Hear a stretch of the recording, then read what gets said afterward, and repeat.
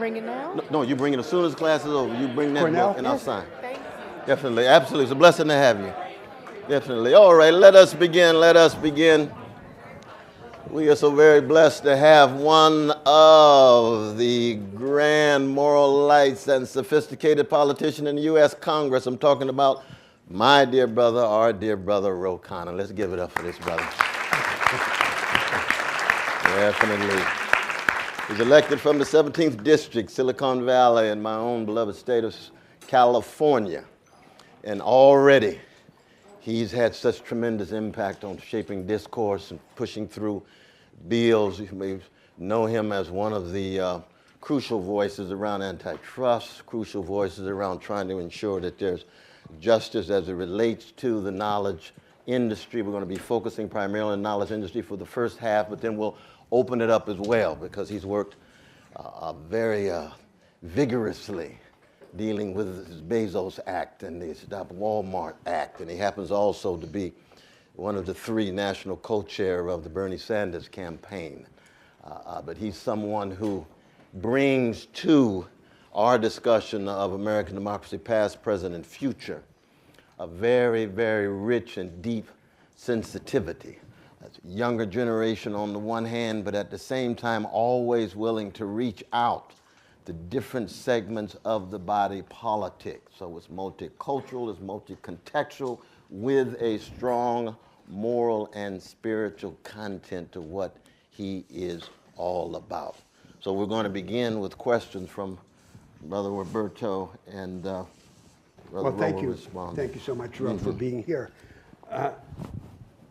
Our idea, as Cornell said, is to devote the first half of the class to a discussion of a theme that we have already addressed, the character of the knowledge economy and the conditions under which it could be deepened and spread in the United States. And then in the second half of the class, we would broaden that into a discussion of the political economic alternatives for the United States, especially on the supply side of the economy, the reorganization of production, the relation between the enhancement of productivity and the democratization of opportunities and capabilities. Ro Khanna has distinguished himself within the Congress and the Democratic Party and in the national conversation as a leader in the attempt to turn progressive thinking in that direction.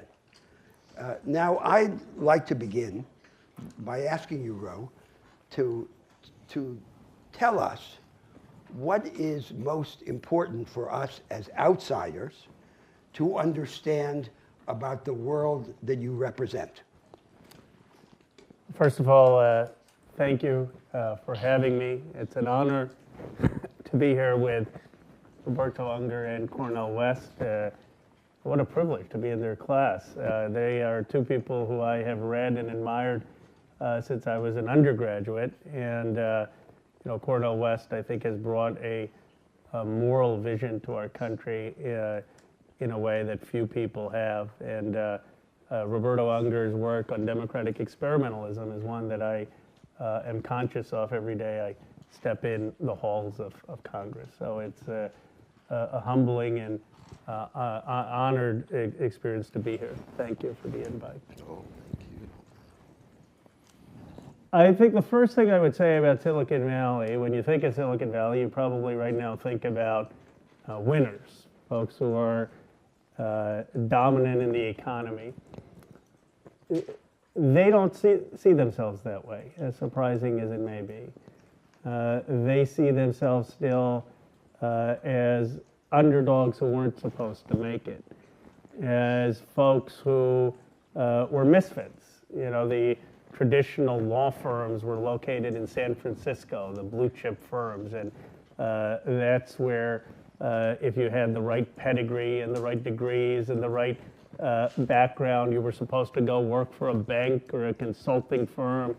But Silicon Valley was a place not for the traditional success. And many of these folks, one of the transitions and challenges in terms of assuming broader responsibility is that they haven't gotten used to the fact yet that they won. A lot of them saw themselves struggling against giant companies. Struggling, if you look at many of the immigrant stories, Indian American, Chinese American, Russian American, these were folks who were fired. Most people, you talk to the most successful folks, and they will tell you they were fired at some point. Fired because they didn't have the right look to be the CEO. They didn't have the right name to be the CEO. And so they went and they said, I'm going to go do this against and show against these corporations. I'm going to show them that I can innovate, I can start up a company. A lot of the entrepreneurship was fueled by this great desire to make it in American society and to belong as part of that society. Now, you know, my father often, because my parents came here as immigrants, and I was talking to Cornel West, my grandfather was part of Gandhi's independence movement. My parents came, and my father, like many immigrants in Silicon Valley, liked to say, oh, I came here with $8 in my pocket. And I said, yeah, but Dad, you miss out the part of the story that you came with a PhD. So, you know, let's admire what you did, but let's just have the full context. So a lot of the folks in Silicon Valley, the immigrants, yes, they took a lot of risk, but they came with advanced degrees. They had extraordinary education. They had what I would say is a basic economic security. The reality is most of these entrepreneurs, even the more famous ones, Sean Parker or Zuckerberg or others, came from families where they had at least an upper middle class background. They were self-made to a large extent. I mean, they weren't born to billions or multi-millions, but they either came with an educational security or they came with a basic upper middle class background. The second thing is a lot of the entrepreneurs aren't young. You know, we mythologize that they're all in their 20s and 25. Most of the entrepreneurs start in their 40s, late 40s, after they've had some economic success and some economic security that allows them to take these kind of entrepreneurial risks. I would say the last year, and then I want to get to your other question, the last year has been very self-reflective for Silicon Valley. There was probably, with a few notable exceptions, a tunnel vision of technological optimism. A sense that technology would lead to the dissemination of information, would lead to the empowerment of individuals in and of itself. And that if they could just solve issues through science and technology, the world would be a better place. Most folks in Silicon Valley deeply believe that. And it's a contrast with Wall Street. I'm not denigrating Wall Street in this way, but I think if you talk to someone at Wall Street, I don't think they really care whether you think they're making the world a better place or not. They care about their scorecard, but that's not how they define their identity. In Silicon Valley, they really do care, better or worse. They've taken it very personally, many of them, that they are no longer just seen as promoting good, that these platforms have led to hate, violence in places like Myanmar, hate speech being amplified, false narratives and news and disinformation, questions of who's participating in the economy and who's being left out, extraordinary income inequality and geographical inequality. And for the first time, I think many of them are saying, wow, we see ourselves as agents of making the world a better place, making the world more connected, allowing diasporas to talk to their families, allowing cross-cultural communication. And suddenly, we're being seen as not just the heroes of society, but actually contributors to some of the negative trends. And I think this is a really open time for the Valley, where they're grappling with what that balance is and what their responsibility is. To continue to be optimistic technologically, but to think about some of the broader obligations they may have to the nation and to the world. So we do want to speak about the relation of the knowledge economy to the rest of the economy and of the society. But I want to ask you a preliminary question. In the national debate about the dangers of the knowledge economy as it is now organized, and especially the dangers of some of the mega firms that control its commanding heights, there has been great attention given to antitrust.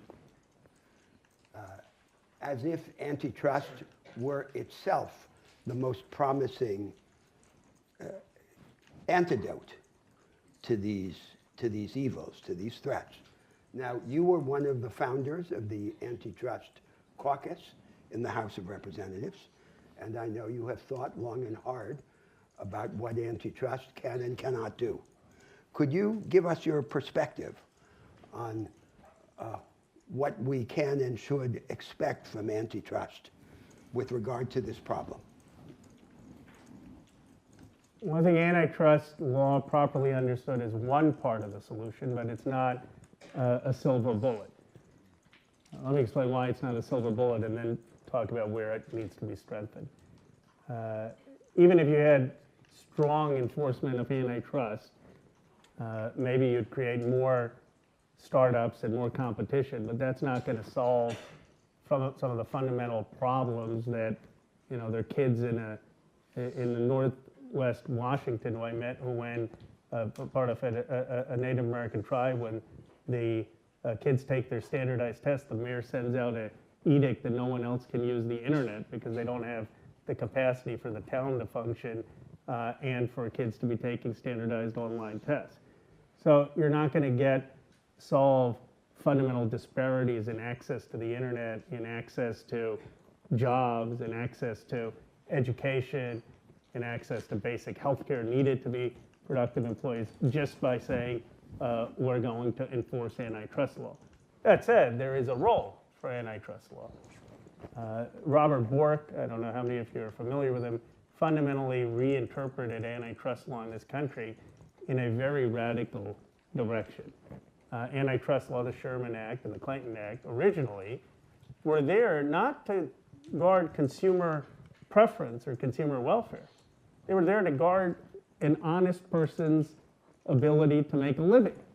In fact, Woodrow Wilson, during the height of one of his campaigns, went and said, I don't care if this is going to be bad for consumers, if protecting and enforcing antitrust is going to mean that a small business owner can earn a living, I'm for protecting that small business owner. That was the original purpose of antitrust law. And it was radically reinterpreted by Robert Bork and with the rise of the Chicago School to say that the only thing that matters is consumer welfare. So it doesn't matter if you have Walmarts or Amazons put out of business a lot of the local grocery stores where immigrant wealth is created in a community. It doesn't matter whether you have massive deindustrialization of communities. It doesn't matter if you have less competition and innovation. The only thing that matters is our consumers benefiting. And what this led to, for example, you consider the Amazon merger with Whole Foods. Now, let me be honest. That benefits my wife and me. We were an upper middle class family. It's convenient. You know, we go buy something on Amazon. So when you're looking at consumer welfare, in the aggregate, there are a large amount of people who probably benefit. But what's being missing in that is, what is this going to do to wages? What is this going to do to local grocery stores and communities? What is it going to do for jobs? There are people like Lina Khan and others who are trying to reinterpret antitrust law to get back to the original foundation, which is to say, yes, you need to consider consumer welfare. Take into account that this may be good for Roe and his wife and his family. but also consider the impact on communities, the impact on jobs, the impact on wages, and at least make that part of the analysis. That was the original purpose. That has been missed. And when you have that as part of the analysis, then you may say, okay, we still want to approve a merger, but there's a tax because there's a societal cost, and that tax should be directed at people who are being displaced. Right now, it's just, there's not even an acknowledgement. And if you look at then what this means for some of the tech initiatives, I mean, from the Silicon Valley perspective, they'll say, well, things are, the old industries always get replaced, right? I mean, I don't fully agree with this. I'm just telling you what their perspective is. They'll say, well, you know, we all thought that Hotmail would be dominant, or AOL would be dominant, or Microsoft or IBM would be dominant, but they were displaced. And now there's Facebook and Google, and the next generation of technology will come about. Because the startup costs, as they would argue, are lower in non-capital intensive industries. What this misses is, of course, if you didn't have the Microsoft case, which some of you may remember I've read about, where Microsoft was tying Windows with their web browser, you may never have had Google emerge, right? You could imagine a world where Microsoft Windows was tied to their web browser, and then that web browser also packaged in a Bing search, and the marginal difference between Google and Bing search, even if it has Google, is not that much. And you could have imagined that new industry wouldn't have emerged, and new companies wouldn't have emerged. So some basic antitrust law, and I would argue the Microsoft case, I think is responsible for some of the innovation we see. I think Mark Zuckerberg would have had a much easier time in Congress when asked who's your competition if he could have said Instagram or WhatsApp, but he acquired them. Now maybe you think, maybe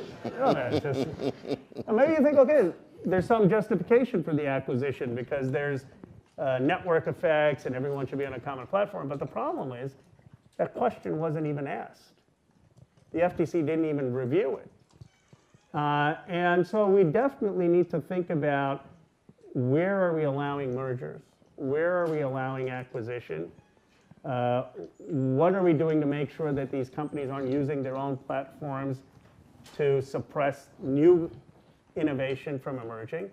While recognizing that in some cases you may need integration and network effects. It may be a good thing that Google Maps has some information from you that allows you to do things conveniently. So just having a reflexive, they're big, break it up, I also don't think is nuanced enough. So those are some of my thoughts. So one particular family of objections to the role of antitrust in this area, emphasizing its limitations, can be illustrated by the situation of the platform companies.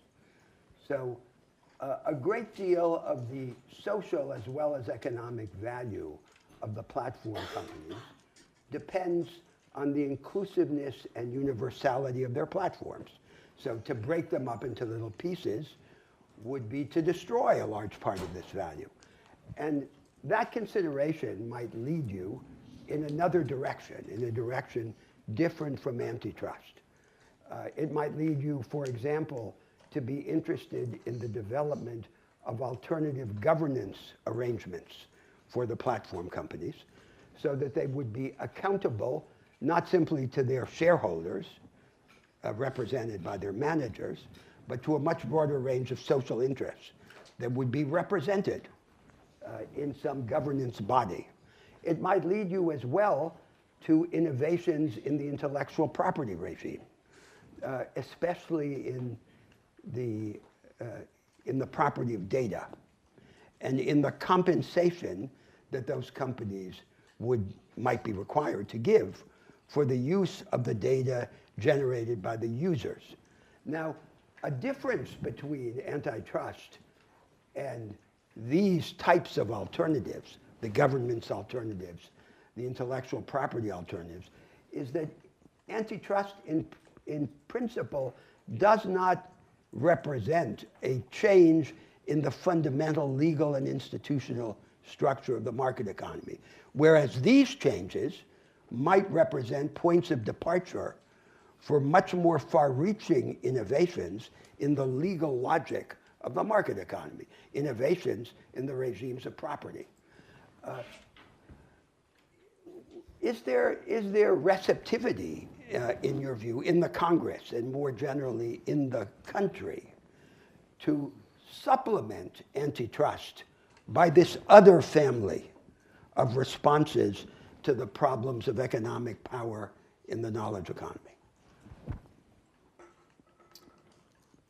Well, it's a thoughtful, big question. I would say a couple things. One, I agree that antitrust is only one aspect of it. I mean, I wouldn't minimize it in that you want to make sure that companies aren't taking advantage of their own market power to stop competition. So you want to make sure that they are allowing competition or competitors to emerge. But it is true that a lot of these companies benefit from network effects, and just breaking it up would perhaps diminish the entire value. I mean, you could imagine if, maybe it'd be good for democracy given the president, but if their Twitter was, 5 different companies, it probably wouldn't have as much value as having one platform. So but the question is what we can do to make sure new Twitters are emerging and they're not just being able to manipulate all advertising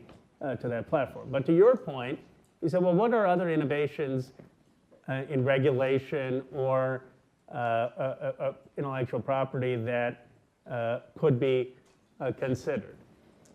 On regulation, I think one of the big questions is, are these companies media companies to some extent with some obligation to adhere by certain principles? What they will say is, no, we're not a media company, right? They will say, a newspaper, you have 20, 30, 100 letters of the editor that come to you, and can control the content, you're able to monitor that.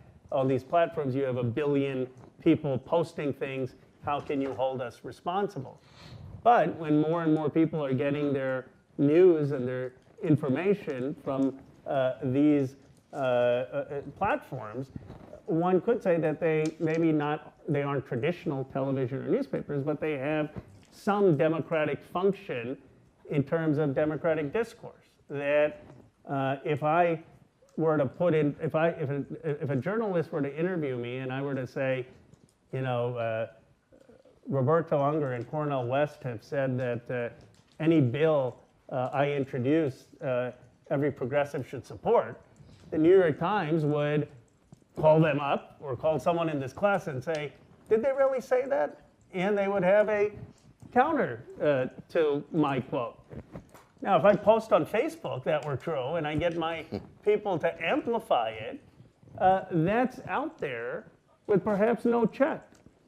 And in certain cases, there has to be some recognition, especially if something has some degree of virality, that these aren't just companies responsible to their shareholders, but they have some responsibility for having created the spaces of the new public square.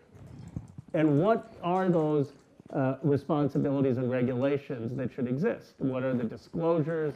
What are certain fact-checking obligations? What are obligations that they should take which don't veer in the way of censorship or bias?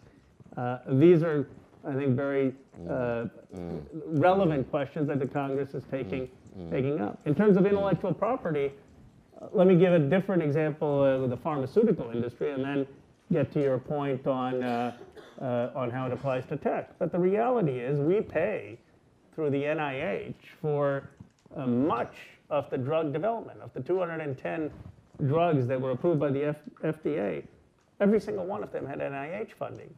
And yet you get these pharmaceutical companies that get patent rights, and in certain cases, like Humira, the drug for arthritis, I think almost 200 patents on that one drug to continue to keep intellectual property. And so the question is that really a justified use of intellectual property, or should we be looking at a public investment in certain research that grants some of that benefit back to the public, or maybe gives a one-time cash grant to the inventor? Are there ways of limiting intellectual property rights so they're not absolute? So if there are people who need the drug, the government would still have some ability to make sure generics or others were available at a certain price point. And you can look at the same type of intellectual property arguments in Silicon Valley. I mean, when you had AT&T's breakup, one of the requirements was the licensing of their patents. And that licensing of their patents led in part to some of the innovation in Silicon Valley. So could you have licensing of certain patents for the public domain, and look at what the balance should be in terms of how much of this intellectual property lasts with private companies and how much of it should be in the public domain and what percentage of it? I think these are all thoughtful questions about how to create an innovative economy. Well, I know that you travel all around the country. You've been down to Kentucky. You've got a special place down there concerned about Silicon Valley and its impact, the ways in which they can gain access. But what do you say to fellow citizens as a citizen regarding first the issues of inclusion in the knowledge economy? Because the knowledge economy tends to be a very white male affair. And so you've got certain kind of difficulties of women of all colors, peoples of color, and so forth. But then the issues of transformation that Brother Roberto's talking about is much more visionary, but at the same time probably much more necessary. But what do you say to fellow citizens when you go to Kentucky or other communities that have been marginalized? And of course, this is true for white poor, white working class people as well. Well, let me talk about the trip to Paintsville. When I first got to Congress, they said, bro, you can't go around the country talking about innovation and technology. That's an elitist thing to do. I said, what do you mean? And that would resonate in Silicon Valley, but you got to talk about manufacturing and construction when you go to other parts of the country. I said, really? Oh, okay. I mean, I don't know. I mean, I was, as I started going out to places like Paintsville, Kentucky, and Columbia, South Carolina, and other things, I said, what's elitist is to think that these folks don't understand what's going on. They understand the digital economy and the diversification. They want pathways to participate in that diversification. I started hearing things in these communities, and whether they were poor white communities in Appalachia or predominantly African American communities in South Carolina, about something called the brain drain, which I had never heard before other than my parents talking about it leaving India. That, you know, there's a brain drain from countries like India. And you had people in rural America talking about a brain drain, saying, we can't have our kids live in the communities where they grew up. They want to live there. They don't want to go to Palo Alto. They don't want to, you know, just I talk to my constituents who are in Cupertino or nearby in Palo Alto. I say, how many of you want to live in Columbia, South Carolina or Paintsville, Kentucky? No hands go up. So why do you think they want to live here? With all the traffic and all of the high cost of living. They want to live where, many of them want to live where they grew up, where they have family.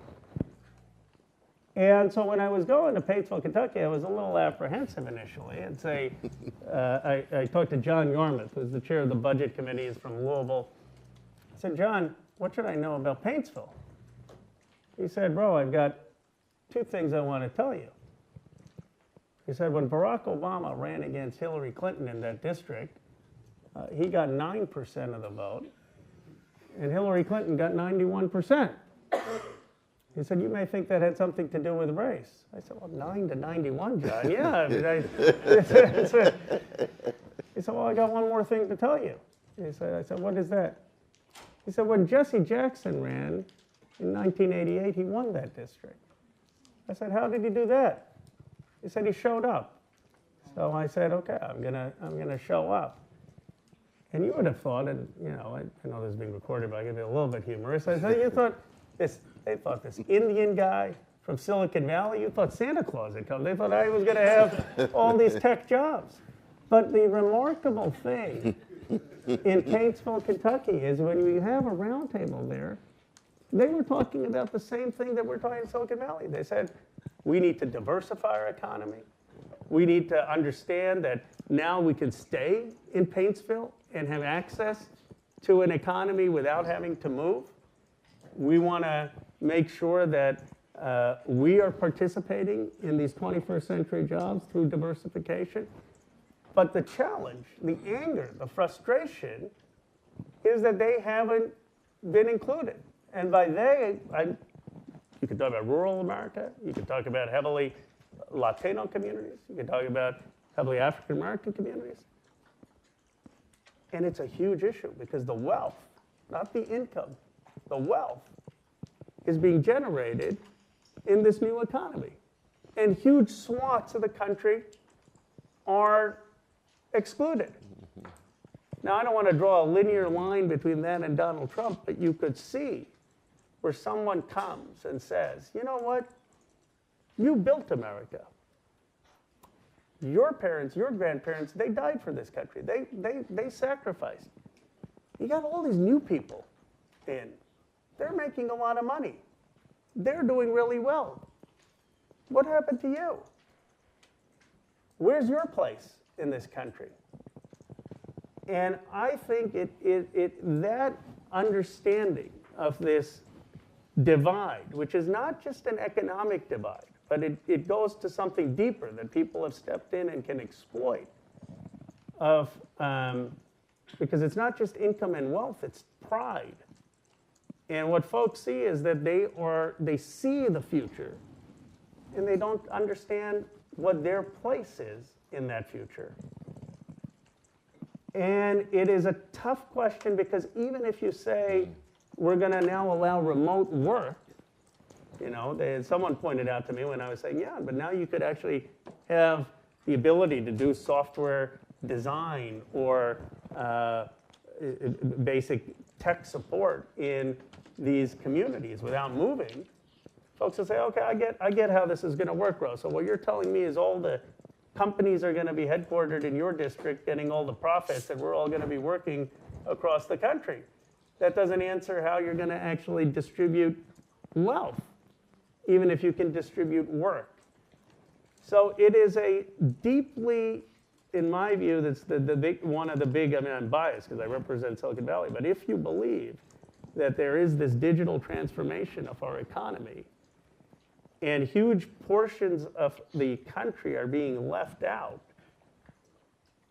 starting just with work, but also with wealth, and they don't want just a check, they don't want just a universal basic income. I know Zuckerberg came here and proposed that in one of his commencement speeches, but that deprives people of dignity. They said, no, we built America. What is we want to participate. And then the challenge becomes for us, how are we going to create the pathways for them to participate in this new economy? Now, does the new Green Deal or the Green New Deal or the deal that's new and green, does that play a role?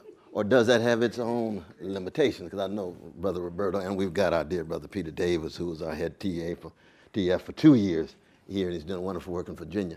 They've generated a healthy suspicion about tax and transfer liberalism. And it's interesting to see what it looks like from the inside of Congress on the one hand. But then here comes this Green New Deal. Does that speak to some of these kinds of issues that we're talking about? In answering that question, Ro, tell us more generally how you see the initial steps in the effort to disseminate the knowledge economy in the country. That's a whole lot. I said the initial steps. The initial. I didn't ask for the later steps. Oh, well, you have some water here. Let me do the Green New Deal first. And and Cornell will appreciate this in a much deeper way than I do, because you've studied, of course, and thought about philosophy so much more. But one of the things you realize just studying a little bit of history is nothing is ever totally new, right? I mean, people have, Jimmy Carter was talking about solar panels back in 1976, and some of the folks on the Democratic side have been talking about making sure that America led in the clean tech economy, realizing that otherwise it would be China, or the industries would go elsewhere, and that these are industries that we want to have jobs. So what changed? I think what changed was a moral urgency, a spiritual urgency. These new members came in, and these young folks came in, and they said, this is not just theoretical. This is not just about industry. Time is running out. This can't just be a priority. It has to be the priority.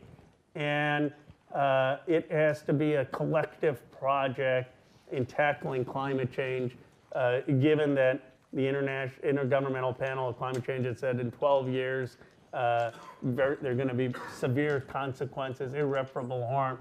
We need to really up the urgency, and we need to do it in a way that's going to be consistent with job creation, not antithetical to job creation. The challenge is to flesh out the details, right? I mean, so can anyone guess what % of our vehicle fleet is electric right now? About 1%, right? And we got to get to at least 50% electric vehicles. Now, it sounds good to say, okay, let's just create jobs to create electric vehicles. But the question is, how do you do that? How do you do that in communities that are left out? How do you get people equipped with the factories and the training to be able to produce those vehicles? So one part of the Green New Deal that's being fleshed out is to say, well, look, you could take the tax credit for electric vehicles that right now helps people, if they want to buy an $80,000 or $50,000 Tesla. But what if you want to buy a $30,000 car? People are $25,000. Most folks can't wait for a $7,500 tax refund till the end of the year. So maybe we make that at the point of purchase refundable, but link it to domestic manufacturing. So the GM folks who were laid off, they were laid off because people aren't buying sedans, they're buying SUVs. No one has made an electric SUV, but maybe you make the tax credit linked to if you're making these parts in the country, or if you're making them in communities that have been left out, both on racial terms, on terms of deindustrialization. And you start to see some form of policy that leads to an industrial base targeted in communities that will benefit, linked with producing the type of clean tech economy that we're going to need. But the challenge is, yes, there's certain things that anyone can do. I mean, cleaning up parks and beautiful planting trees, but a lot of the clean tech economy requires extraordinary investment, productive skills, and investment in human capability. So it's not as simple as to just say, okay, we're going to give everyone a job and we're also going to achieve the Green New Deal. One of the things all of you can be helpful in is to think about, well, what are the details? Yes, we've got the aspiration, but what are the specifics that are going to lead to opportunities in clean technology? And I'd be curious with the class, I mean, how much of it is this a calling of your generation or the next generation? Is this a collective project that people can feel inspired about dedicating their careers to? And that's what it will take for it to work. On the question of democratizing the tech economy, and I know both of you have a lot of thoughts. One thing I was struck by that you've talked about, Roberto, is the moral land grants, right? I mean, before, moral land grants were basically Lincoln signed them, and it was gave rise to the land-grant universities in this country. And then in 1890 included the HBCUs, the historically black colleges, and became more racially inclusive than initially were. Before that, if you wanted to go to college, it was basically you went to Harvard or Princeton. You didn't really have much opportunity for a higher education being part of the middle class or ordinary and individual. And it was the land-grant universities that paved the way for the Industrial Revolution, where people said, okay, you can get some basic skills in agricultural and mechanical arts, right? That's why the A&Ms, the Texas A&M, all the A&Ms, to participate in the Industrial Revolution. And a lot of economists, or some economists at least, believe that that's what gave America a huge advantage in industrialization. Well, we could think of something similar. We don't have to create new institutions per se, but you could say, well, if there are rural towns and communities or communities of color that have been totally left out of these endowments and investments that in technology for the types of opportunities that are going to exist, maybe we seed and fund those institutions. Right? I mean, you look at the endowments of the HBCUs and you compare them to the endowments of Harvard and Stanford and others, and it's, I mean, it's not even in the same universe, right? Or you look at community colleges in rural America and what they're offering and the resources they have. How do we maybe create grants for existing institutions to expand to underserved areas in collaboration, perhaps, with the private sector, because people don't want to go get trained for no job, but something that's going to lead to a concrete outcome, and pay particular attention to the geographic inequalities that exist. And that is one step. The high-speed internet and connecting that to every part of the country, I mean, that costs $80 billion, right? You could do it to every part of this country. And I even joke with my Republican friends. I said, so we could have done a $1.3 trillion tax cut instead of a $1.4 trillion tax cut, and every American could have had high-speed internet. What do you really think is going to make us more competitive?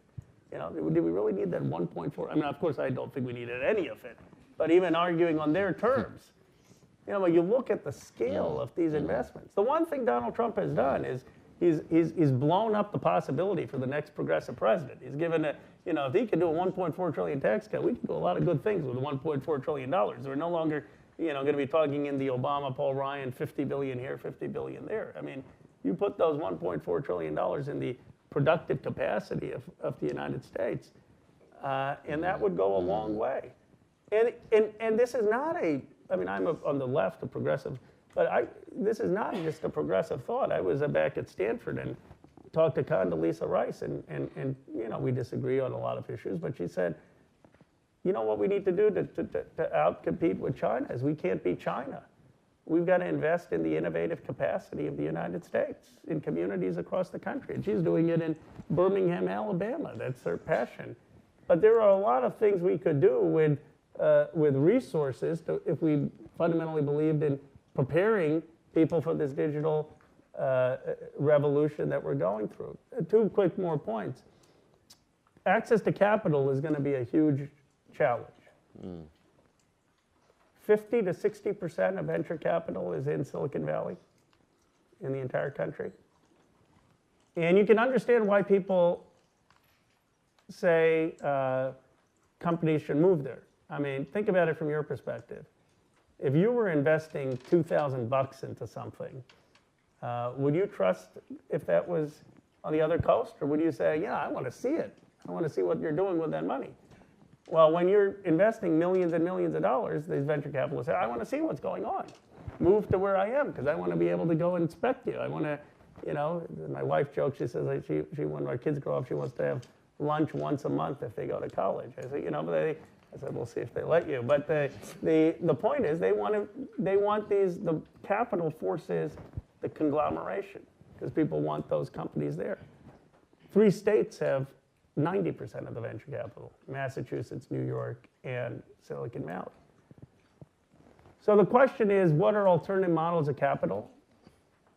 What are models of capital that can help innovation in a small town that may not be the next Google, right? I mean, what if a small town figures out a very innovative way of having the next dry cleaner, but it's not going to make 100x? Well, no venture capitalist is going to fund them, but somehow they have to have access to capital. And so banks won't fund them because it's a business model. But there's no real sense of venture lending on scales that don't have 10x, 100x returns.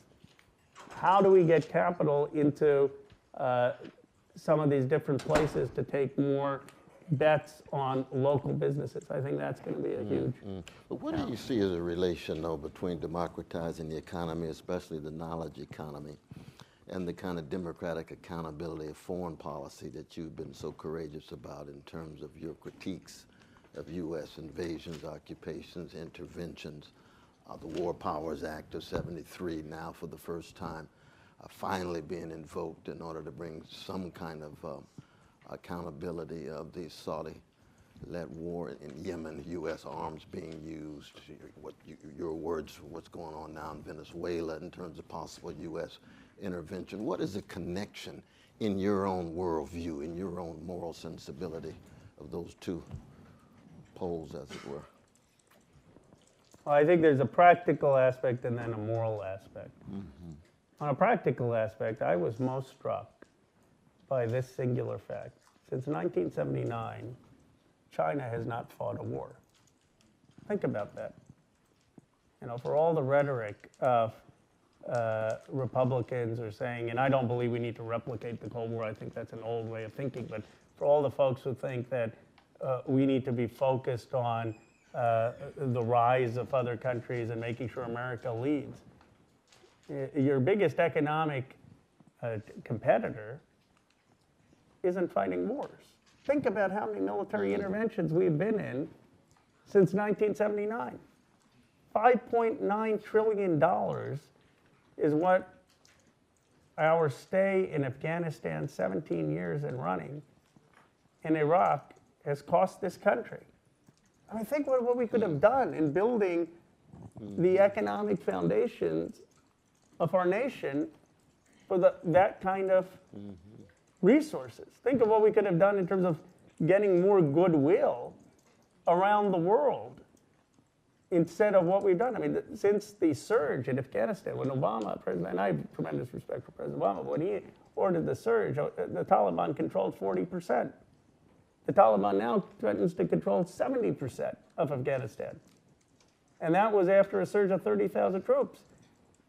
I'm saying, yes, we need to bring our troops home. And people say, well, but what about the Taliban? I said, we've gone from 40% to 70%. I mean, are you ready to put 500,000 troops into Afghanistan? That's what it would take to really defeat the Taliban. And then in Yemen, I don't know how many of you have followed it. Well, one of the challenges I realized is I would get on, I'd have Jake Tapper or some of the others, and they're really thoughtful people, and they'd say, "Ro, if you're talking about Yemen, I'll retweet you," but we can't put that on television, not because they're bad people, there's people who flip the channel. So 14 million people are potentially facing famine there. Let me put that in context, Cornell. 800,000 people died in Rwanda. 100,000 people died in Bosnia. 3 million people perished in the greatest famine of the 20th century in West Bengal. And Amartya Sen, who used to teach here, said famine is always a human problem. It's not that you don't have the food and medicine. The food and medicine is waiting outside. They can't get in because the Saudis are bombing the ports of Hodeidah and the other ports. And they're inspecting the food and medicine. So you have hyperinflation. You can't get food and medicine in there. And we were complicit in refueling the Saudi airplanes and in assisting with the Saudi bombing. And the reality is this started in 2015 because we thought that if we wanted to have the deal with Iran, which I thought was a very positive development, that somehow we had to counterbalance that with the Saudis. but no one anticipated, because even folks who were involved in the initial decision regret it, the humanitarian catastrophe and the amount of hate that is being generated against our nation. And we don't even know about it. I mean, most Americans don't know about it. And so we initiated the War Powers Resolution, and the reason they had me do it in candor is they said, give it to the freshmen. No one else wants to do it. I said, why don't we have, it was the last term. And they said, no one wants to be Dennis Kucinich introducing War Powers Resolutions into the wind, which get 4 or 5 sponsors. And we just last week passed it out of the House of Representatives, and it's Bernie Sanders is going to take it up and pass it out of the Senate. It's the first time in history since 1973 that the War Powers Resolution is going to pass. And there's a reason the framers wanted Congress to opine on war and peace, right? They were coming out of the time of the monarchy, where kings and queens went to war for their own glory. And they said, we don't want that. We don't want a chief executive making, today they won't say glory, they may say legacy. We don't want an individual with that kind of power. We want it to be really hard to go to war. You got to convince 435 people. That's why they vested that power in Congress. And Congress hasn't wanted to act for a couple reasons. Because of the Cold War, they wanted to vest the power with the executive. And after 9/11, there was a concern on not being wanted to be seen as soft on terrorism. So Congress punted. Most of Congress didn't want to vote on these things. They were perfectly content to shift that responsibility to the executive branch. And we finally, I think, are going to see Congress reclaiming this role. The arguments against the War Powers Resolution said, well, we don't have troops there. Well, most of the hostilities we get into, we don't have troops there. We usually start by aiding other militaries cooperating, and that's exactly what the War Powers Resolution was designed to cover. So I think it's linked, because I think these interventions overseas has diverted our attention from domestic building. And on Venezuela, I mean, I'm curious on everyone's view. My view is the biggest blessing for Maduro would be for the United States to intervene against him. I mean, he's going to go to, and this is the lesson we don't understand. I mean, I'm not defending Maduro's policies, but the first thing, I mean, the Vice President of the United States is calling the opposition leader to say that we want that opposition leader now to be recognized. And what's happening? Maduro is going to all his folks and saying it's an intervention. It's an intervention by the United States. It's not, these policies are strategically not in our interest. Forget about the morality. But there is a moral aspect to this, because I think and it comes from the sense of the vision that my grandfather was part of Gandhi's movement, that of course, Dr. King, the sense that the militarism and interventionism based on military force is not consistent with the highest ideals of human civilization, and certainly not consistent with the founding principles of the United States, conceived as a philosophic nation of universal human rights. And if you believe in the power of Silicon Valley, which at some level I do, that it's about the democratization of information, that it's about allowing greater connectivity in a modern world, you can't at the same time be stuck in the old paradigms of military interventionism and military force. And my view, in a simplistic level, but the 20th century was arguably one of the most gruesome, brutal centuries Barbaric. in human history. Barbaric. And it would be an incredible tragedy if the United States, as we become more multicultural, more diverse, are unable to learn from the mistakes of the 20th century, and if we end up having a 21st century based on the same paradigms.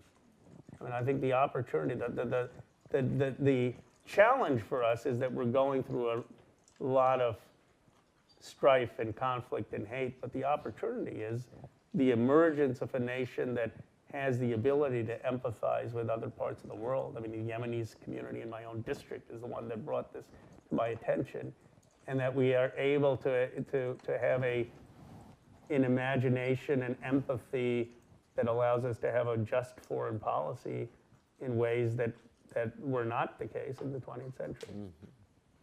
No, we Maybe should we should open it up. Yeah, we can open open it it up up. before we Questions, turn queries? to the broader Absolutely. conversation about progressive political economy. Please speak loud because Yeah, speak real loud, people my brother. behind you can hear. You said that China, and this is not my question, but you said that China hasn't gone to war for such a long time.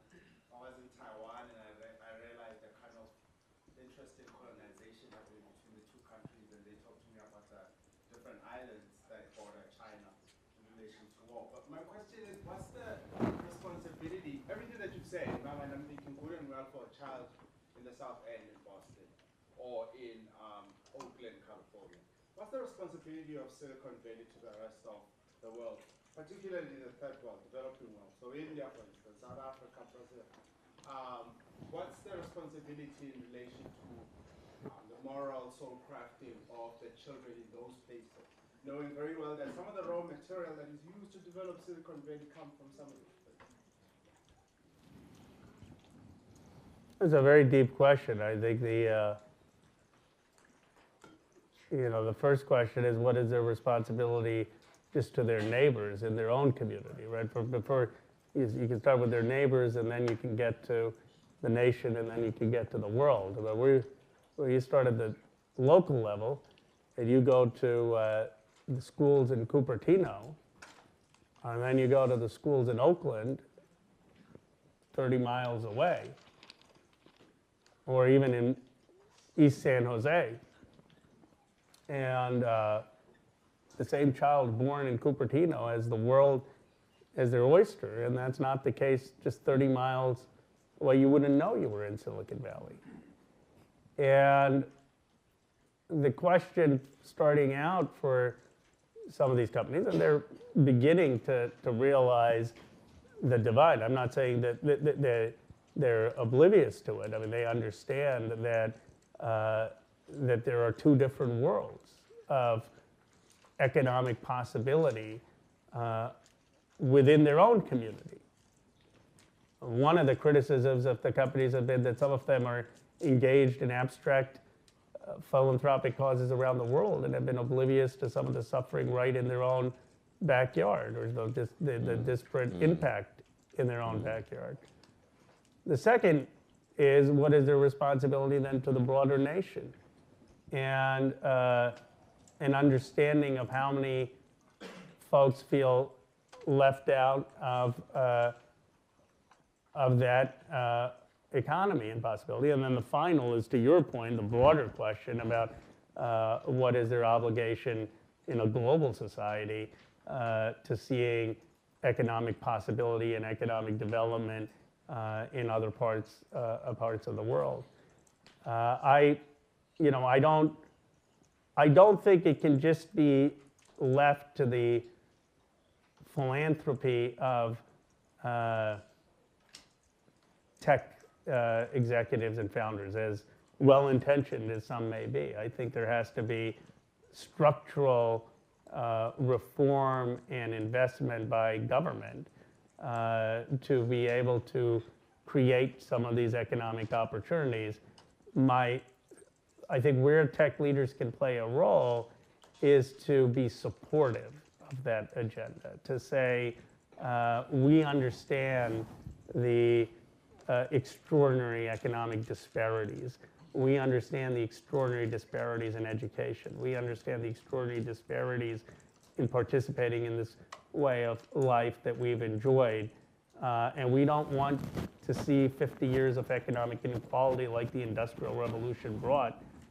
And we recognize that there's a need for strong intervention in the government to try to create a more level playing field. And I think you're seeing a shift in thinking from libertarianism to an embrace of progressive policies. At least, they've tolerated me, and I'm going to be one of Bernie's national co-chairs. We'll see how long they do. But, and I've gotten a lot of support from tech leaders. So there is an emerging recognition that there's there's a role for government to create some of these changes. I think this brother here, this sister here, and then this sister here. Oh, Peter's got a hand too? Oh, no, we're going to get you, Brother Peter. Yeah, absolutely. Absolutely. Go right ahead. Okay, so Thanks for that. Professor Unger earlier talked on this a little bit, or touched on this a little bit. And you had talked about giant companies needing to maintain the network effects of some of these larger platforms. And my understanding of the question was, what role do you think more structural changes in company governance could play potentially? Rather than having external regulation, the government sort of sets these parameters and then says, all right, figure it out. Having not necessarily nationalization of companies, but more direct people-based, citizen-based oversight of these companies. What are your thoughts on that? I mean, some of these companies have started shifting internally, right? Holacracy and sociocracy type stuff, trying to flatten their structures, but that doesn't really help everybody else. And that doesn't change the fact that they dominate so much of our interactions with each other. Does anybody on the Hill ever talk about this? Has there been any thought about, really bringing the rest of us into those centers of power through totally different ways of legally structuring these companies? It's a thoughtful question. Let me get to some of the low-hanging fruit first. These companies, as a basic matter, need to diversify the boards and executive positions and people advising them. Why? Because if you come from a certain background of experience, you're probably going to be more sensitive to the fact that facial recognition software has racial bias. If you come from a certain perspective, you may be more sensitive to hate speech and the stifling effect of hate speech on platforms. You may be more sensitive to who you're giving opportunities in hiring because you're replicating your own alumni network or own networks and you're unconsciously excluding folks, not deliberately, but just because that's who you know.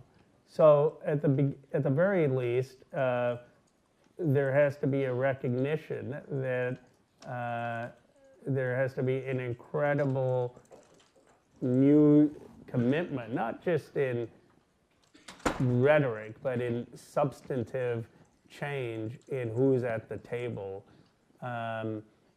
in making these decisions. And that would include, Elizabeth Warren was running for president and said, let's have workers on some of the boards of these companies to get their perspective. And if you're, I said this when Bernie Sanders and I did the Stop Bezos Act. Both of us were actually not that antagonistic to Jeff Bezos. We just said, look, you're making billions of dollars. Go do what Henry Ford did back in 1914, double people's pay. Why are you excluding the workers at your company? I mean, think about it. You do everything right. You're working hard. You now happen to pick the company that's the biggest, richest company in the world, and you still can't make it? Imagine the signal that's sending. Well, maybe if you had workers on the board or perspective, it wouldn't take Bernie Sanders and I in a press conference and stories on wages to get folks to do something that I think turned out to be a good move for them. But there was just not that awareness. And so getting more people seats at the table, which would require some structural legislative reform, and Elizabeth Warren has talked about, and more diversity, which is also legislation in California that has passed requiring some gender and racial diversity on boards. I think these are all steps in that direction. I think having citizen advisory groups help folks think about what the town hall would look like is also a important issue, right? I mean, look, Facebook will say we don't want to censor speech, fine.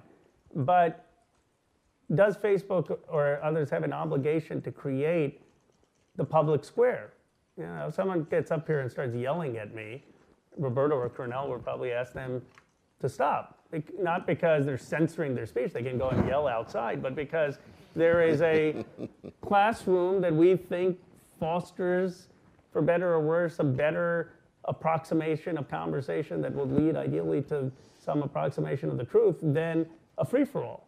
So it's too convenient for Facebook to say, well, we just are for the free-for-all. Don't they have some, they could structure thoughtful, they could have a Facebook town hall in every congressional district under certain rules and parameters that would be based on more respect. And, you know, if they pulled in people from that community to say, how would you structure conversations in your community? Because what may be true about my community may not be true about other districts, and had people pulled in, I think that would be very, very constructive. And this goes to having them see themselves as part as new media companies, not just platforms with no responsibility to our democracy. That is, sister. I'm Delrisha White. Hi, Delrisha. I am a student at the School of Education. I'm from the Bay Area. Oh, wonderful. All your emails on my listserv. Hope it's not too much. I always jump to people. I always say I gotta come to Harvard to like actually get this kind of stuff. Thank you for being here. I really appreciate your voice and your leadership. I have less a question, but more a caution or a recommendation. Yeah, please. And when you opened up, when you started talking, you said a lot about they in Silicon Valley. They think that they're losing. You know, like you kind of preface your conversation with they. And as you continue to describe your they, it was not aligned with the theys that I've worked with at the Silicon Valley Children's Fund, for example, current and former foster youth. And so I would just encourage you, especially when you're in spaces like this.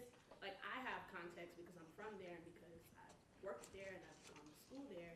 But for other people who maybe don't have that context, they might have one image of the Silicon Valley when, as you mentioned, there are a bunch of people who actually aren't winning in Silicon Valley because of the wealth disparity there. So It's a very fair point. in your policies and in your public speaking and interactions with folks, that when you describe the Silicon Valley, that you kind of preface it with the tale of two cities for other people's context. Oh, that's a great point. I agree. Thanks. I think it's this sister and then with Peter. Yeah. Hi. Yeah. I am like Delrisha. I'm a member of the 17th District of California. Oh, good. What city did you grow up in? I grew up in Los Angeles. Oh, terrific. Yeah. So undeniably, I resonate with a lot of things you said, and undeniably, like, I have no qualms about saying that I have benefited from growing up in that community and that society. My parents got in tech at a good time, where sales and marketing really set them up well, and that's great. But that being said, it's often that forgotten communities thing really resonates with me because I've also worked in community mental health in South San Francisco, places like that. But also, as someone who's not interested in corporate America, I'm also at the ed school. Sorry, lawyers. You know, I can't move home right now, right? Like, there's no way that I can feasibly afford that. And like, so that whole point of you saying like, let's start in our neighborhood, I agree with, but I also think that it can't, and you were hinting at this for sure, but it can't be like one company. And I think the problem is they're all new and they're all doing the same thing, right? Like, I mean, if you go to these tech companies, it's ridiculous. They have their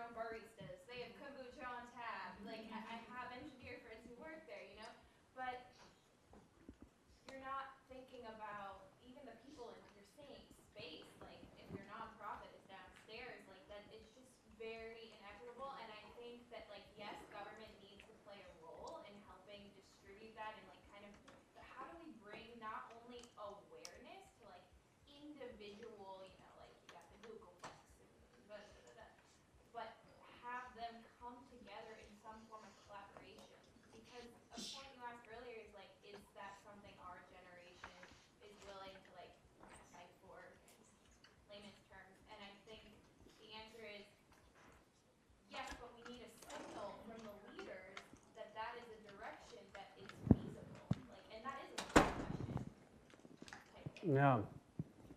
No, I mean, I hear your concerns at a very practical level.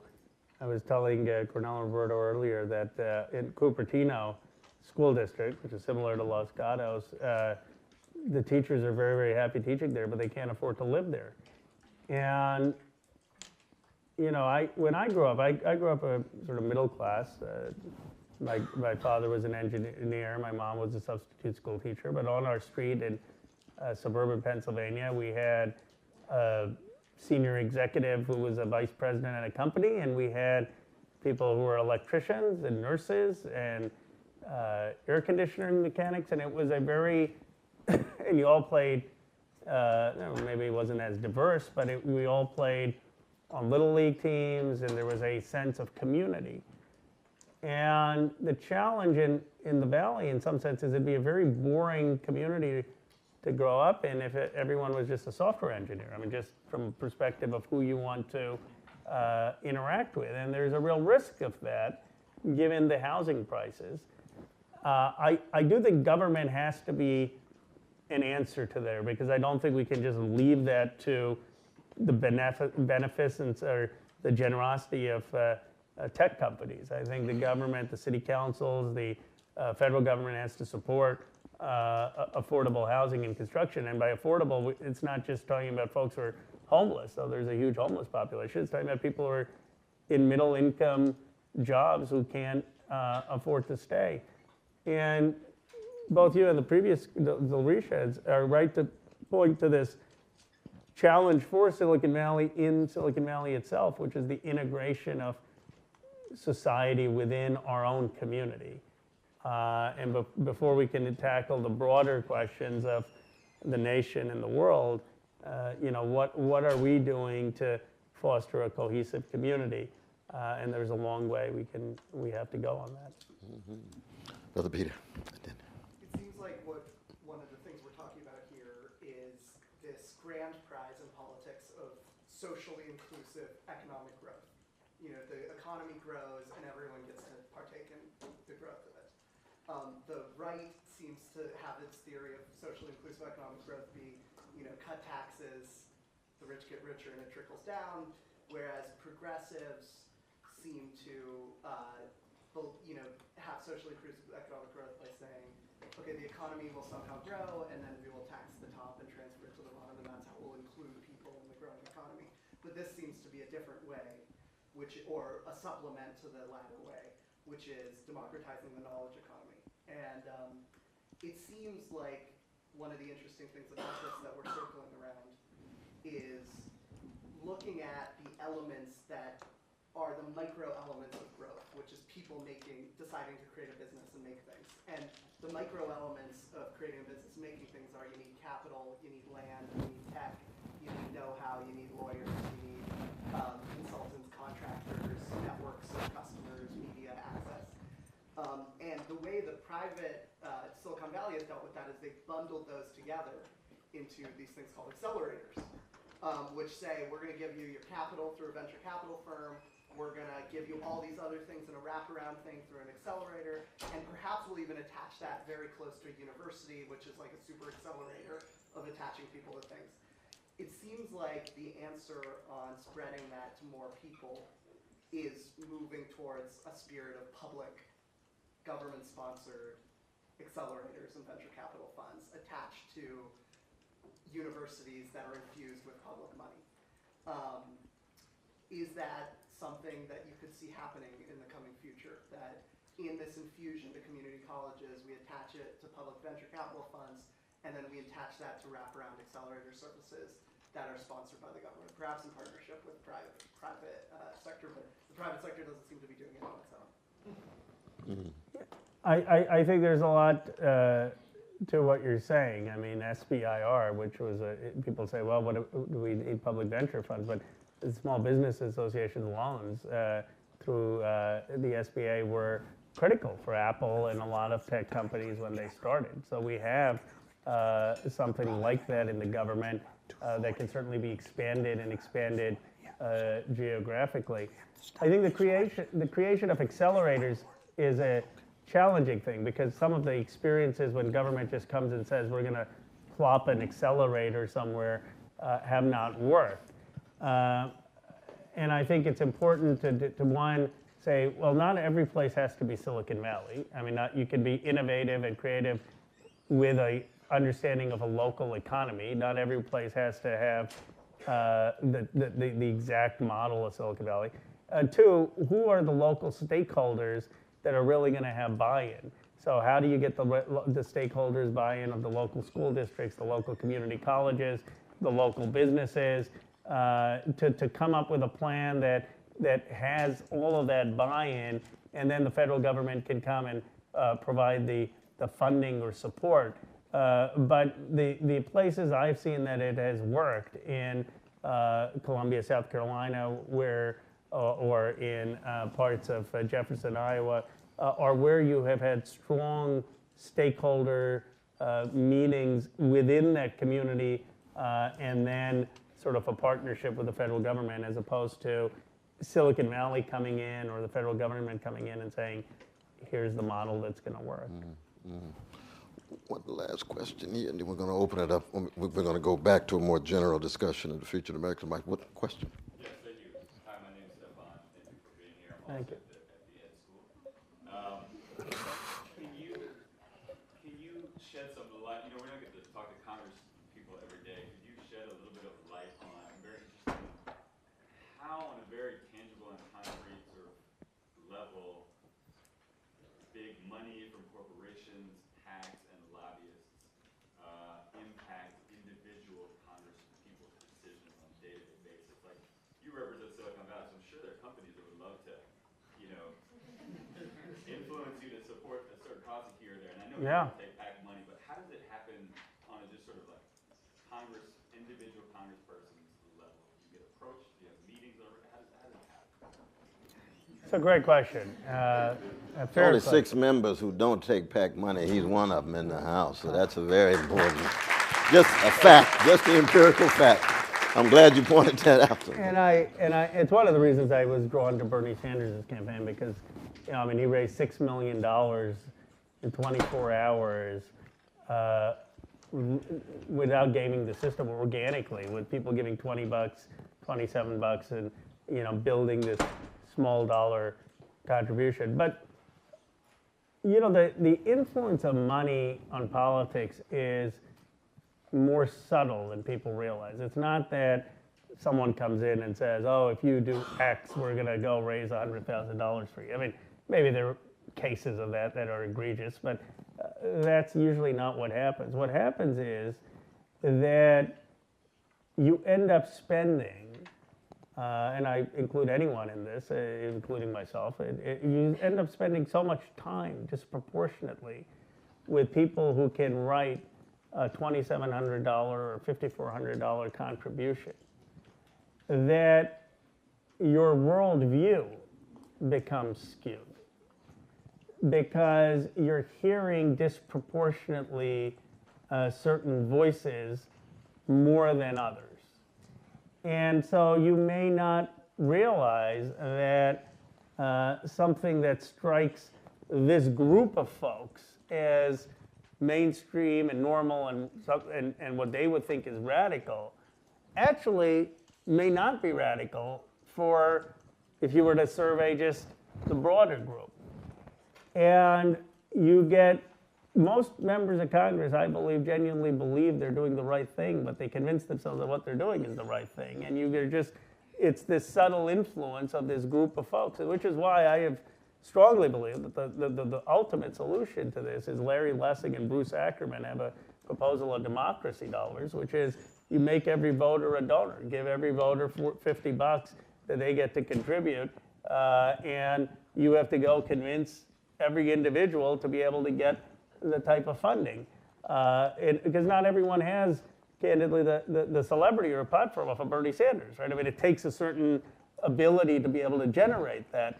But if you were to give every person contributions equally, then that would make a big difference. I also think one further point to this, big industry can kill things, right? So when you get close to an issue like Medicare for all or drug pricing reform, and you have big industries not talk to individual members of Congress, but threaten to drop unlimited sums of money on campaigns, that can get people to slow things down. And people, I've realized people don't say no in Washington much. They just stop doing things. They stop moving things. Priorities somehow disappear. And it is very hard to get things done in Washington. It's not very hard to kill things in Washington. And so you see they don't do it on, it's not worth it for them on one member of Congress, but when there's something really threatening, then you see these threats of big money coming into the system. You know, when Russ Feingold left Congress, he said he was convinced more and more Congress was a site of legalized bribery and normalized corruption. And the reason why he had to leave, the overflow of that money, the lobbyists, the disproportionate impact, and so forth. What is about 17% of our fellow citizens now approve of Congress? My personal question, because we want to now shift to this general sense of the prospects of American democracy, your deep belief in the possibilities of the flourishing of American democracy at such a grim moment. But what are the sources of your own deepest convictions? You know, what Philip? Is that a legitimate question? It's my dear brother. I don't want to, but I mean, because you really are an exemplar that goes against what Feingold's talking about. Are there philosophical figures? Are there religious figures? Are there political figures? I have a proposal. Let's let Ro answer that question in the last 5 minutes of the class. Oh, but we might want to interrogate his answer. No, okay, all right. We'll hold off on that question and let you meditate on it. Buying me some time. I think Roberto's got a query that he wants to raise too. Let's broaden out to the contours of the alternative in political economy. There is a dilemma that is increasingly coming to the center about the world debate about socially inclusive economic growth. All over the world, socially inclusive economic growth is the most widely professed objective of governments and political forces. And the dilemma is the following. First horn of the dilemma is that the conventional formula of economic growth for the last century, which is conventional industrialization, has stopped working. And a broad range of countries around the world are deindustrializing. So the message of growth theory and development theory in the second half of the 20th century is there's a shortcut. There's a shortcut to economic growth. The shortcut can be summarized in a single word: industrialize. You move workers and resources from the less productive sectors to the more productive ones, meaning, in large part, from agriculture to industry. Conventional industry is no longer the vanguard. It's a leftover, or it's a sidekick to the new vanguard. There's a new vanguard, and that's what we're calling the knowledge economy. It's not just high-tech industry. It exists in every part of the economy, but in every part of the economy, it's this exclusive fringe that keeps out the vast majority of businesses and of workers. And that has vast consequences for both economic stagnation and economic inequality. Now then, the second horn of the dilemma is this, that the alternative, which would be an inclusive, widely disseminated form of the knowledge economy, seems to be inaccessible. Because in even the richest countries with the most educated populations, it doesn't exist. It exists only in the form of these islands. So then it has seemed to us in our conversations here in the first 3 weeks of the class that this dilemma can be solved, if it can be solved at all, only on the second side, by turning this task that seems at first to be inaccessible into an accessible one, by breaking it up into pieces and to steps so that it becomes manageable.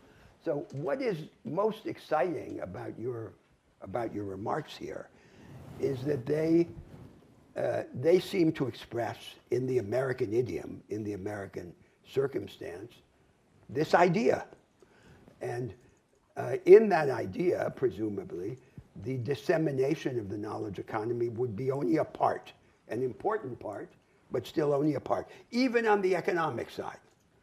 So it's a political economic project that addresses the supply side of the economy, not just the demand side, and associates the enhancement of productivity with the democratization of economic advantage and opportunity. And so the first plank in that platform is this spreading and deepening of the knowledge economy. We've discussed here, among others, two other planks. So one has to do with the relation of finance to the real economy, that finance not be allowed to serve itself, that it be made to serve the productive agenda of society and become a good servant rather than being allowed to remain a bad master. And the third plank has to do with the relation between labor and capital that we've discussed here. The change in the practice of production is accompanied by the abandonment of an increasing part of the labor force all over the world to conditions of precarious employment. And we need a new set of laws and institutions to master that economic reality. It's a reality that can't just be abolished by decree. And traditional labor law is not good enough to do that. That's a summary of part of our discussion here in the first 3 weeks. Now, what I would like to understand is, what is the reflection of this as you see it as a politician and a political activist in the American political consciousness today? Is this idea, in fact, already present in the American mind, in the agenda of American politics, in the internal debates of the Democratic Party? How is it seen collectively? And how do you see it within those debates?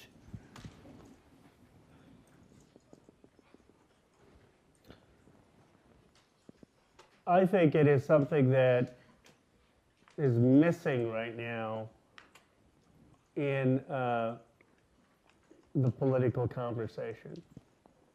It's present and lurking in ordinary folks' understanding of what's going on. There's a sense that there's deep change economically and culturally, and that their place is not secure, and that their kid's place is not secure. And there are two different narratives that have,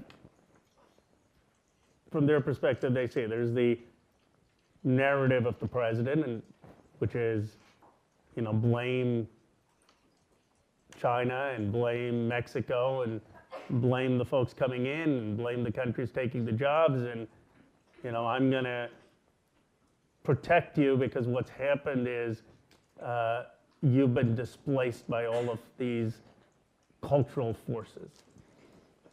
And most folks, I think, realize that, well, that's not quite right.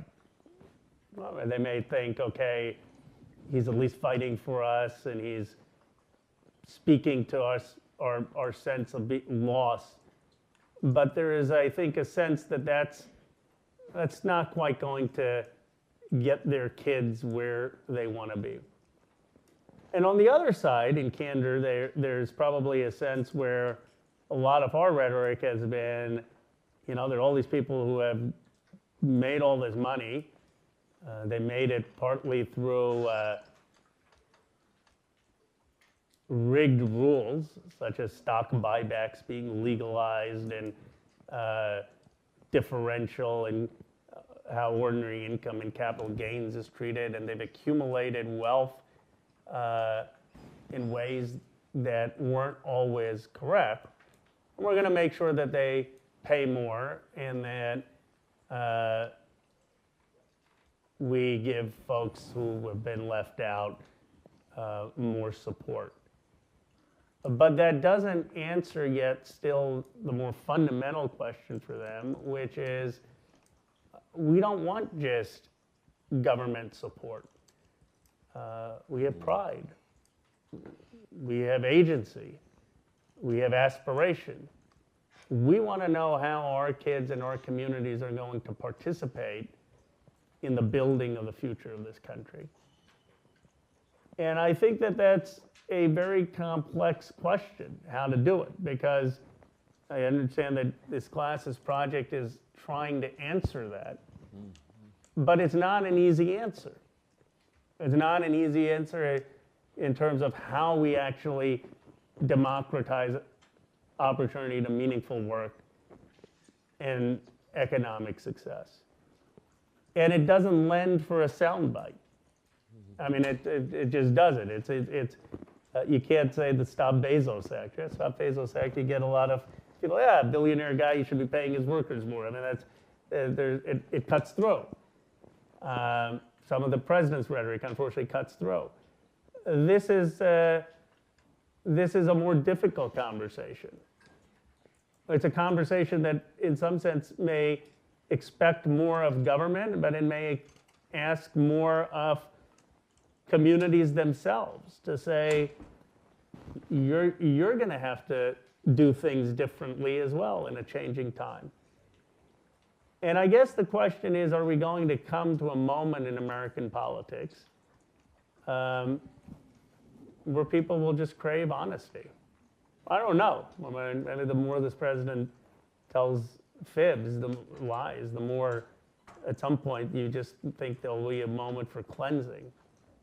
And, when you go to a doctor, or you go to a classroom with a teacher, or you go to a plumber, you expect competence. But we don't expect that necessarily of our politicians. We don't even reward that in our politics. We don't expect that someone's really going to have deep, substantive, programmatic answers in a changing time to economic opportunity. That's not what's rewarded. What may be rewarded is the ability to connect culturally, to be funny, to entertain. But I do believe that what your project is getting at, and the classes project, is the fundamental challenge structurally. And I guess I have enough confidence that at some point, substance is going to matter. People are going to wake up and say, now, how have I been benefited by all of this? And I think that's the time to introduce these ideas, and you have a chance here to develop these ideas, to try to offer a new paradigm for progressive politics, which respects the fundamental aspiration and dignity of individuals to be more than just consumers striving to get by, but appeals to the American ethos that we're all the genius of the ordinary individual, right? The capacity for creative thought and self-governance. The radical idea in America was that the exceptional was accessible to the ordinary, that it wasn't just for the aristocracy, it wasn't just for the nobility. And what does that mean in the 21st century? There's another way of very briefly trying to get at the core of Roberto's complicated question is, what makes you think that progressive populism can triumph over authoritarian populism at a moment in which the neoliberal center is weakening, if not collapsing? We've seen the global right all around the world, Hungary, parts of Africa, India, and so forth and so on. We see it now in the United States. When you had said the democratic faith is the fact that there's extraordinariness in ordinary people, which is a faith, but do we need more than that? What forces are actually at work that would lead us to think that left populism can triumph over right-wing populism, given the kind of crisis that we're in?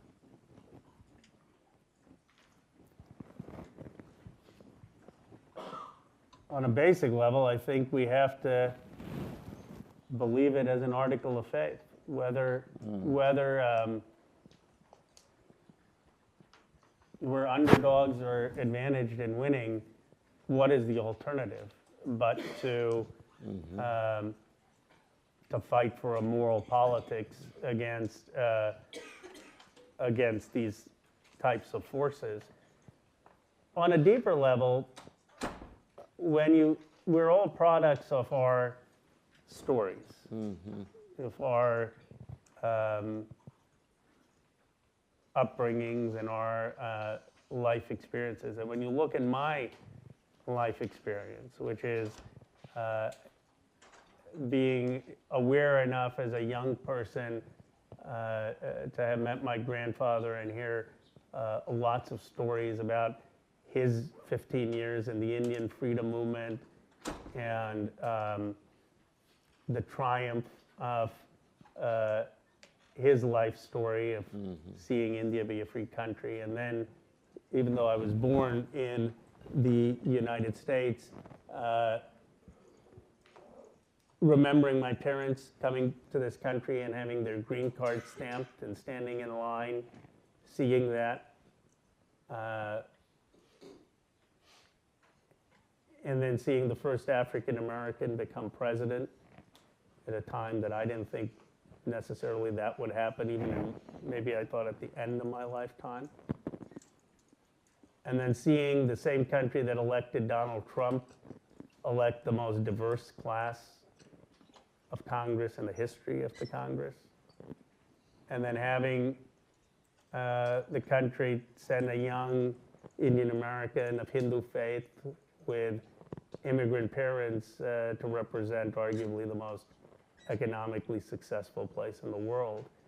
I guess I think that there are the currents of history and the movement of freedom are very strong. And someone said to me, and it's the only time I kind of talk back to a constituent, but politely, and she had brought her 18-year-old son, and she said, "Ro, Donald Trump has just been elected president, and my son was enthusiastic about politics, and now he's given up. What would you tell him?" And I said, "Don't be so self-entitled. I think of John Lewis, who serves with me, and his sacrifice. I think of Jim Clyburn, who, you can't get him to talk about it, but he met his wife in jail of civil rights. You think of my grandparents. You think of Cornell. How many times have you been arrested? You think of the people who have sacrificed so much more than my generation ever will have to. That's just a fact. And you think, can we summon all the opportunities we have? We got more diversity than ever. We got more resources than ever, more technology than ever. Do we have the courage, the conviction to be worthy of all of these past sacrifices? And I think if our generation does, we will inch forward towards a more just politics. Cornel, just a comment on your question to Ro. Sure. So when you contrasted left-wing and right-wing populism, there is an ambiguity in the idea of left-wing populism. So left-wing populism in recent decades, not only in the United States, but in the whole North Atlantic world, in the whole rich world, has largely meant an attempt to correct the inequalities generated in the market economy by retrospective tax and transfer through progressive taxation and redistributive social entitlements. Now, what we're discussing here is something different. And it's a momentous inflection because the content of this agenda that we're discussing here has to do with the attempt to reshape the arrangements that determine the primary distribution of economic advantage and opportunity, not the secondary distribution through tax and transfer, not the after-the-fact correction, the original thing. This attempt has something going against it, which is what it wants doesn't exist. And to some extent, even the ideas don't exist. So it's intangible. And it has all of the defects of intangibility, of representing an idea rather than a reality. But it has two great advantages on its side, both of which I think, at least implicitly, Roe has alluded to. The first advantage is that the redistributive approach doesn't work. That is, it can work as a solution to the problem of achieving a higher level of investment in people and their capabilities, what the European Social Democrats did. But it cannot work as a solution to the problems of inequality and exclusion, because there the corrective redistribution to achieve the desired effect would have to be massive. And that's not going to happen. That can't happen, either economically or politically. The only feasible and realistic solution is an intervention that comes at an earlier stage in these structural arrangements that define the primary distribution of advantage. That's the first thing that it has going for it. And the second thing that it has going for it, despite its defect of intangibility, is that it taps in to the fundamental American and democratic narrative of the enhancement of agency, which the redistributive approach does not. So it says that the ultimate objective is the ascent of the ordinary person to a higher life with more capability, with wider scope, with greater intensity, in which that individual agent can act within, beyond, and against the context. Agency. And that is immensely powerful. So it combines a practical advantage and an ideal advantage, which we have to hope can compensate for its. Well, let me come right back practical at you, my infirmity. brother. Let me come back at you in this way. That I think there's varieties of democratization. I think it's always important to pluralize anytime you talk course. about democracy. And we're here just speaking about the economic aspect. Absolutely, we're talking about this economic aspect. But I think when you talk about empowering those who I don't call everyday people, there's a variety of ways of doing that. And redistribution can be one way, especially for the children, to allow them to have access to resources Of course. tied to the source of self-confidence, self-respect, and so on. Absolutely.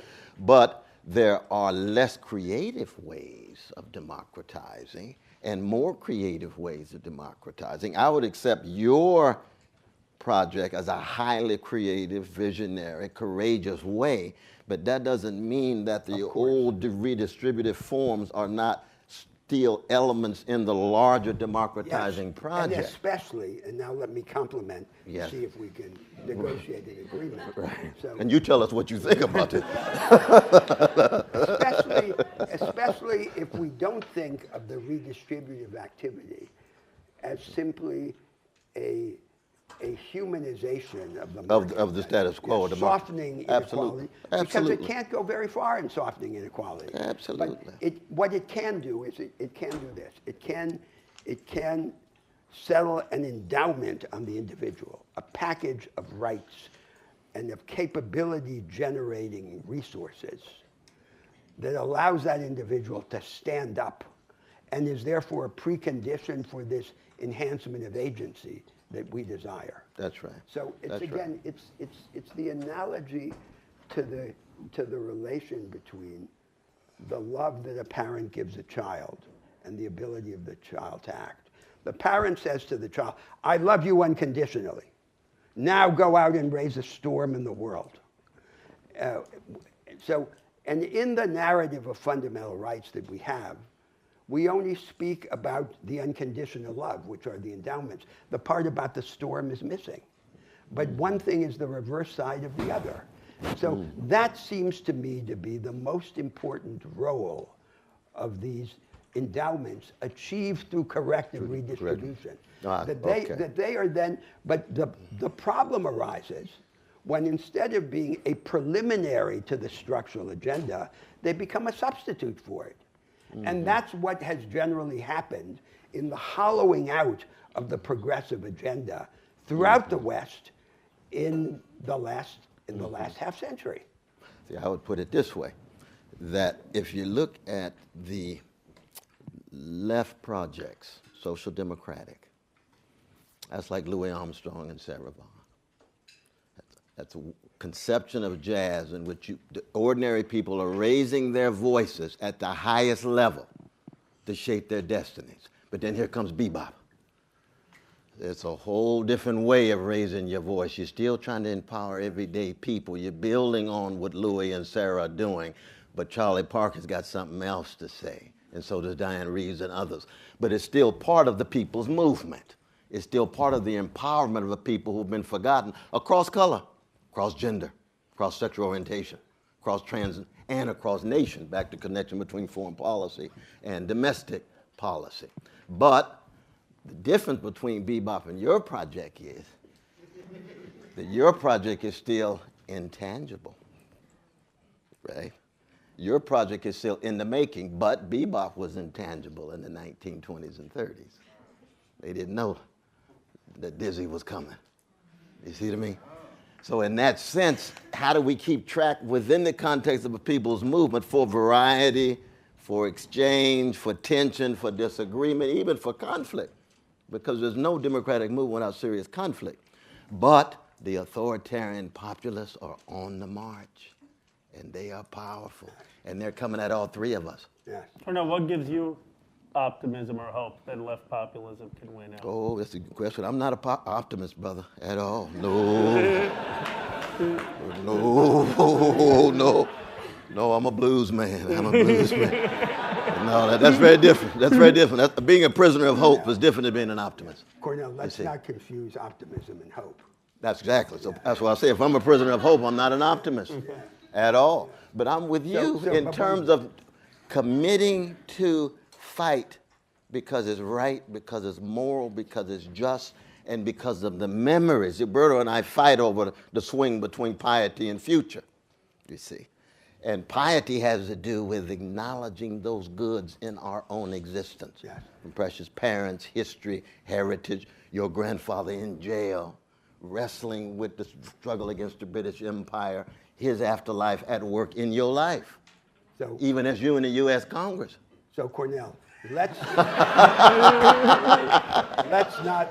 not allow Roe not to answer your earlier question. But he already did it. I thought he already did in some ways, talking about his own. But let's give him the Oh, okay, absolutely. He's definitely got the last word now. You definitely got the last word. Absolutely. You say anything you want to, but absolutely. I'm learning from the back and forth there.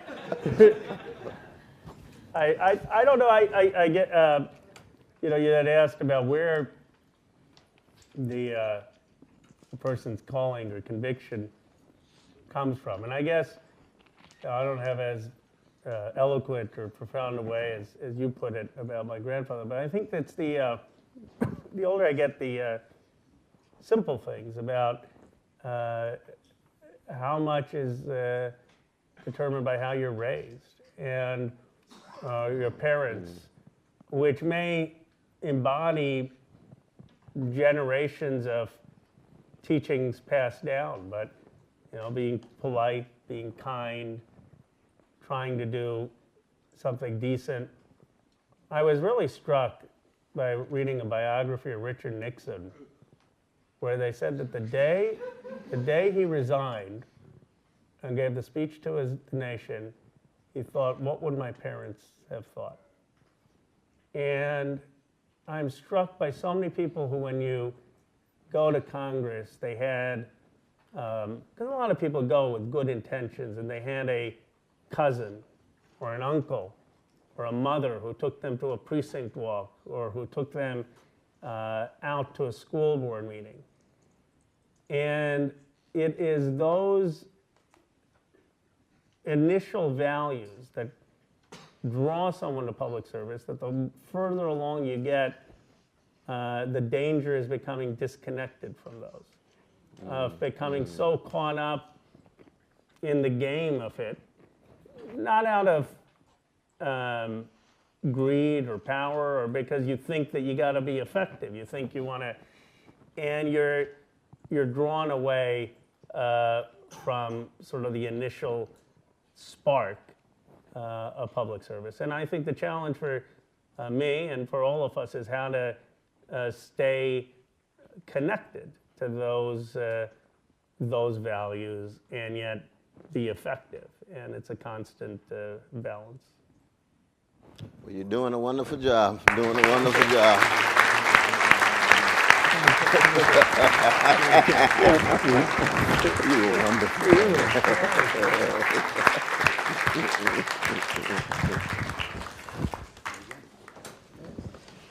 Indeed. What was superb. No, that was, you were. This was the most thinking I've done for the. This brother right there is something else. This is come. Thank you, bro. Good to see you.